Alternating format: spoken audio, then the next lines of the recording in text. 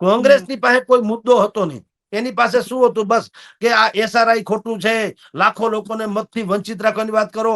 અરે ભારતીય જનતા પાર્ટીએ કીધું આપણા નહીં, રોહિંગ્યા કે બાંગ્લાદેશીઓ જે ઘૂસણખોરો છે, જે તમારી નોકરીથી માંડીને સુવિધા છીનવી રહ્યા છે, એને કાઢીએ છીએ. તો એ તો દેશના ગદ્દારો કે દેશના બધા ખરાબ લોકો છે. તો એમાંય તમે લોકો આમ કરો તો બધા સમજી ગયા. જનતાને એવું મેસેજ કન્વે કરવામાં એ લોકો સફળ થયા કે આ લોકોની પાસે બીજો કોઈ મુદ્દો જ નથી. એટલે વિકાસનો કોઈ મુદ્દો નહીં. બસ રોહિંગ્યા એટલે કે ડુપ્લિકેટિયા કે બોગેસિયા મતદારો છે, એને તમે રાખો, જે લાખોની સંખ્યામાં નીકળી ગયા. આમ તમને કહું, ટોટલ એવી વાત છે કે વિપક્ષ જે મહાગઠબંધન કહેવાય છે, એ જનતાને સુપ્રભાતનો અહેસાસ કરાવી ન શકી. અને ક્યાંથી થાય?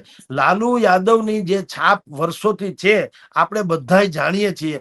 દુનિયામાં ગૂગલમાં તમે સર્ચ કરો કે બહુ માફિયા રાજ એટલું કરો તો સૌથી પહેલું એનું જ આવે. તો એ ક્યાંથી આવતું હોય? તો જનતાને ખબર છે કે ભાઈ તમારું તો પાયો જ જે છે હિંસાનો છે, માફિયા રાજનો છે. તો તમે આવો તો થાય હું? એ હજી પાછા તમે, એક તો તમારી છાપ એવી છે, એમાં તમે રોહિંગ્યાથી માંડીને ઘૂસણખોરોને પાછા તમે લોકો વેલકમ કરો છો.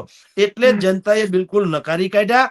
અને ભલે આ અત્યારે જે છે એ રેવડીબાજી છે, તેમ છતાં ખબર એટલી પડી, કમસે કમ નીતિશ કુમારનો પોતાની ઉપર આટલા વર્ષોથી છે, તો એની ઉપર કોઈ દાગ નથી. વ્યક્તિગત કહું તો કોઈ દાગ નથી. ને પ્રમાણમાં સુશાસન અને સેક્યુલર બે શબ્દ જે છે રાજનીતિ માટે મહત્વના, એ બે આને લાગુ પડે એવી એની વ્યવસ્થા છે.